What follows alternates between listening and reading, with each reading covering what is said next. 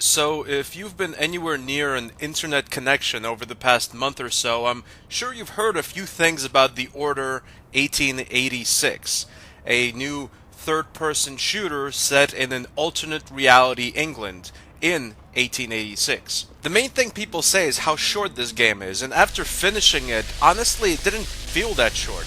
Maybe it's because I played it over the span of 4 days, playing it about an hour or two every day, but the game's length felt fine to me. If a million people didn't tell me the game was short, I wouldn't have even noticed, honestly. My problem with The Order really wasn't the length, it was how linear it is. It's probably one of the most linear games I've ever played. I've literally never gotten lost in The Order. It felt like you were playing on the set of a movie. There are all these doors and all these open environments, but that's all just drawn on. They're just props. There's only one place to go, and that's where the director decided you go before you started the scene. The Order's a kind of bittersweet game. Every time it opens a door, it closes a window. The graphics are clearly just groundbreaking. I mean, The Order is one of the best looking new-gen games I've ever played. There's so much detail in the environment, it's baffling how much time the artists must have spent putting the finishing touches on every single part of this game. The gameplay can, for the most part, be divided into 3 different parts. There are these cover-based, third-person shooting gunfights you have. There are a lot of quick-time events in between these cover-based third-person shooting gameplay aspects, and then there's also a few parts of the game where you're stealthing around and killing people as you sneak up behind them, or shooting them quietly with a crossbow. But again, The Order is the kind of game that opens a door and closes a window. While there's an okay selection of different gameplay types, the platforming gameplay, if it can be called gameplay, in The Order is absolutely laughable. I've played more engaging jumping and climbing mechanics in point-and-click adventure games. This is the least exciting climbing and jumping physics I've ever experienced. They're not broken, they're just so boring. You just stand in front of a ledge, press a button, and you're on to the next ledge. It doesn't feel like you're performing deadly stunts. You never feel in danger because it just works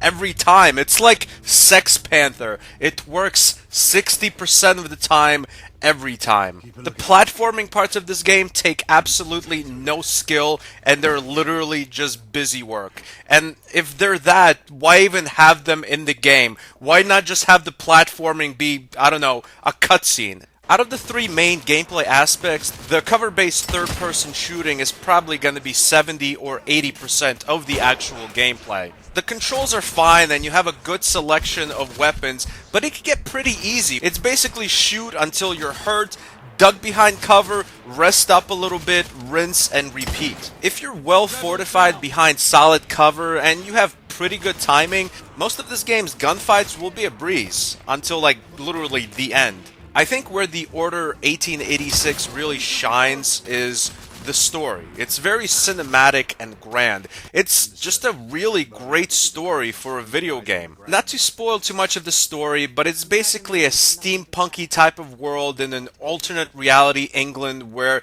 you're playing as a knight whose main objective in life is basically to stop werewolves. Well, not werewolves, but half-breeds who can turn from human to werewolf. Come to think of it, I mean, they can pretty much live among people. I mean, as long as they're not breaking any laws, they can be productive members of society. I don't know what the big deal is. You're just playing as a racist, basically. No child of mine is going to school with a canine for a teacher. It's Adam and Eve, not Adam and Lassie, damn it.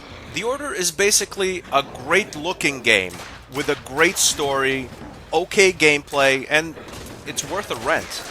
It gets an official stanburdman rating of, I don't know, let's say a 7.3 out of 10. Thanks for watching. Goodbye, my friends.